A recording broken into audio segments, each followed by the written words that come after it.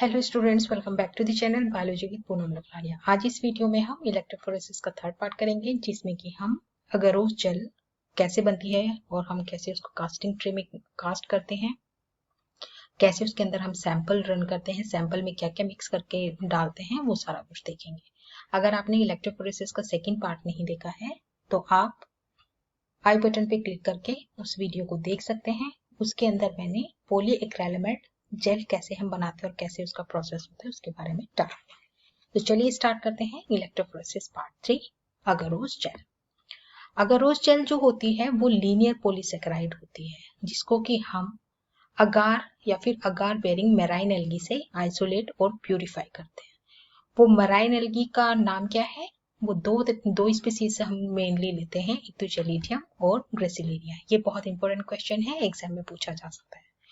Gelidium और gracilaria जो species होती हैं वो एक्चुअली सी कल्प रेड एल्गी की स्पीसीज होती हैं, ठीक है, रोडोफाइसी के मेंबर्स हैं ये एक नेचुरल पॉलीमर होता है जिसमें कि बीटा डी गैलेक्टोज और 3,6 एनहाइड्रोगैलेक्टोज की यूनिट्स लगी हुई होती हैं। ऐसे होता है ये, जैसे कि एक और एक और एक, यानी कि ये जो ब्लू कलर से है ये हमारा बीटा डी गैलेक्टोज है, और ये जो हमारा रेड कलर से है ये हमारा 3,6 एनहाइड्रो गैलेक्टोज है। ठीक है, ये हाइड्रोजन बॉन्ड के थ्रू जुड़ा हुआ होता है।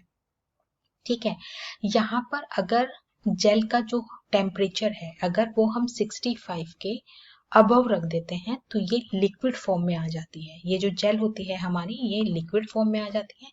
अगर टेम्परेचर इसका 65 डिग्री से कम है, डिग्री सेंटीग्रेड से कम है, तो ये एक सेमी सॉलिड की फॉर्म में होती है। अगरोस जेल जो हम इस्तेमाल करते हैं वो मेनली 0.5 to 3% ही इस्तेमाल करते हैं, और अगरोस जेल के थ्रू हम ऐसे मोलिक्यूल्स का आइसोलेशन करते हैं, सेपरेशन करते हैं, जो कि नॉन यूनिफॉर्म मॉलिक्यूल्स होते हैं। एग्जाम्पल के तौर पर हम कह सकते हैं हमारे न्यूक्लियोटाइड्स यानी कि डीएनए, आरएनए, ये लार्ज मॉलिक्यूल्स होते हैं। जैसे कि मैंने सेकंड वीडियो में बताया था कि अगर उस जेल के अंदर जो पोर साइज होता है वो बड़ा होता है, इसमें से केवल हम ऐसे मॉलिक्यूल्स का सेपरेशन कर सकते हैं जिनका की साइज बड़ा हो, यानी कि डीएनए, आरएनए। अगर डीएनए आरएनए के फ्रेगमेंट है तो उसके लिए हम पॉलीएक्रिलामाइड जेल का इस्तेमाल करेंगे। तो हम जेल कैसे बनाते हैं?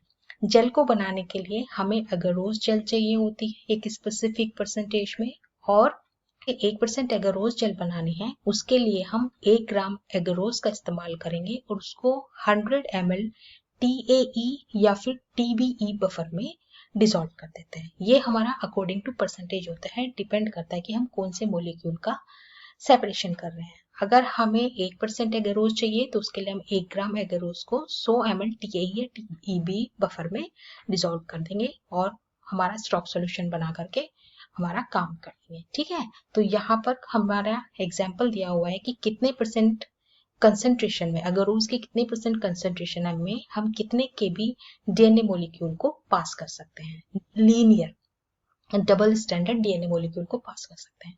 अगर हमारे पास अगरोस जेल 0.3 है तो हम उसके अंदर केवल और केवल 3 to 60 केबी के linear double standard DNA molecule को सेपरेट कर सकते हैं। अगर 0.6 है तो 1 to 20 केबी के डीएनए मॉलिक्यूल को हम सेपरेट कर सकते हैं। अगर 0.7 है तो 0.8 to 10 का हम कर सकते हैं। अगर 5.5 से 7 केबी मॉलिक्यूल को हमको सेपरेट करना है तो उसके लिए हमें एगरोस 0.9% का बनाना होगा। ऐसे ही हम 0.3 से लेकर के 3 और हमने जो प्रैक्टिकल में अभी तक किया वो 2 तक का ही किया है, तो 2% तक की अगरोस जेल का हम इस्तेमाल करते हैं हमारा एनालिसिस करने के लिए। अब हम देखते हैं कि ये TAE और TAP बफर क्या होता है। TBE बफर जो सॉल्यूशन होता है उसके अंदर हम ट्रिस बेस, बोरिक एसिड और EDTA का इस्तेमाल करते हैं। जो हमारा TAE बफर होता है उसके अंदर हम ट्रिस बेस, एसिटिक एसिड और EDTA का इस्तेमाल करते हैं। यहाँ पर जो हम आरएनए का सेपरेशन कर रहे होते हैं उसके अंदर हम मेनली कोशिश करते हैं कि हम TAE का इस्तेमाल करें, TBE का इस्तेमाल ना करें। उसका एक रीजन है क्या, कि जो बोरिक एसिड होता है वो बोरिक एसिड हमारा जो क्या बोलते हैं कि डीएनए है, डीएनए का जो शुगर बैकबोन होता है उसके साथ में रिएक्ट कर जाता है, जिसकी वजह से हमारा जो रीडिंग है वो गड़बड़ा जाती है। और दूसरी बात ये है कि इसका बोरिक एसिड हमारे ग्लिसरॉल के अंदर भी आकर के ऑल्ट्रेशन करता है, मतलब है कि उसके साथ में रिएक्ट करता है, जिससे कि जो लोडिंग डाई होती है हमारी, उसकी एक्टिविटी डिक्रीज कर जाती है, जिससे कि हमारी जो एनालिसिस है वो गलत हो सकता है, हमारा जो एक्सपेरिमेंट है वो गलत हो सकता है। ठीक है। इसके केस में कुछ और इम्पोर्टेंट चीजें ये हैं कि यहाँ पर जो हम टीएई और टीबीई का जो हम इस्तेमाल कर रहे हैं, मतलब ट्रिस बेस और एसिटिक एसिड का जो हम इस्तेमाल कर रहे हैं वो क्यों कर रहे हैं? ट्रिस बेस और यहाँ पर ट्रिस बेस और एसिटिक एसिड का हम इस्तेमाल इसलिए कर रहे हैं क्योंकि ये बफर के अंदर ये एज ए बफर काम करेगा, यानी कि पीएच को मेंटेन करके रखेगा। क्या करेगा? ये पीएच को मेंटेन करके रखेगा। और जो हम यहाँ पर ईडीटीए यूज कर रहे हैं वो क्यों कर रहे हैं? क्योंकि देखो ईडीटीए जो होता है वो उसके अंदर चिलेटिंग पावर होती है। ईडीटीए हमारा एक चिलेटिंग एजेंट होता है जो कि मैग्नीशियम आयन को चिलेट करता है। क्या करता है? मैग्नीशियम आयन को चिलेट करता है, जो कि एक को फैक्टर होता है डीएनए का, जो कि डीएनए को ब्रेक करने के लिए हम डीएनए यूज करते हैं, उसका एक को फैक्टर होता है। तो ये मैग्नीशियम को चिलेट कर देता है, जिससे कि हमारा एक्सपेरिमेंट बहुत हो जाता है। ठीक है, इसलिए हम ईडीटीए का इस्तेमाल करते हैं। तो हम हमारी अकॉर्डिंग टू रिक्वायरमेंट हमारा टीएई प्रिपेयर कर लेंगे 50x या 10x जैसा भी हमें करना होता है। ठीक है, हम हमारा टीएई प्रिपेयर कर लेने के बाद में हम क्या करेंगे, हमारी जो कास्टिंग ट्रे होती है इसके अंदर हम बहुत आसानी से बहुत अच्छे तरीके से कास्टिंग ट्रे के अंदर डाल देंगे और इसके अंदर हम ये वेल्स बना देंगे। ठीक है, वेल्स बन जाने के बाद में ये जो वेल्स होती हैं, ये जो हमारी वेल्स हैं, ये जो वेल्स हैं इनके अंदर हम सैंपल लोड करेंगे। तो सैंपल को लोड करने से पहले क्या होता है कि हमको सैंपल को प्रिपेयर करना होता है। ठीक है, जैसे कि पीसीआर वगैरह से आया हुआ हमारा डीएनए फ्रेगमेंट्स होते हैं, उन फ्रेगमेंट्स को हम यहाँ पे ऐसे ट्यूब्स में डालते हैं। डालने के बाद में उसमें थोड़ा सा ग्लिसरॉल और डाई डालते हैं।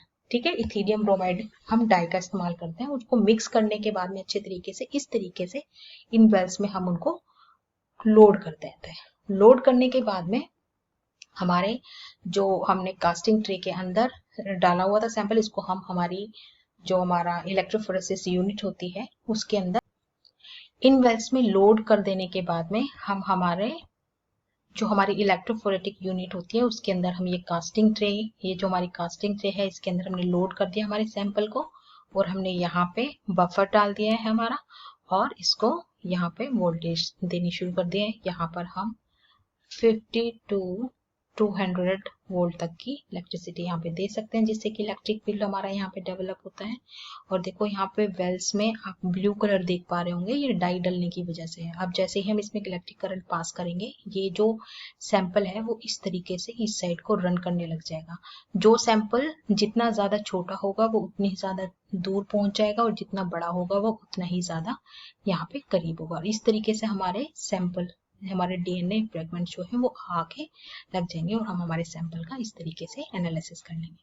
तो आई होप आज इस वीडियो में जो हमने पढ़ा है कि हमारा अगरोस जेल कैसे होता है, ठीक है, और क्या बोलते हैं कि इसका जेल हम कैसे बना सकते हैं, इसके अंदर ट्रिस बेस और एसिटिक एसिड का क्या यूज होता है, ईडीटीए का क्या यूज यहाँ पर होता है, हम टीएई क्यों यूज करते हैं, टीबीई क्यों नहीं यूज करते हैं, ये सारे क्वेश्चंस के आंसर्स आपको अब मिल गए होंगे, आपको अच्छे तरीके से समझ में आ गया होगा। अगर नहीं आया है तो आपकी कोई क्वेरी है तो आप मुझे कमेंट बॉक्स में लिख सकते हैं।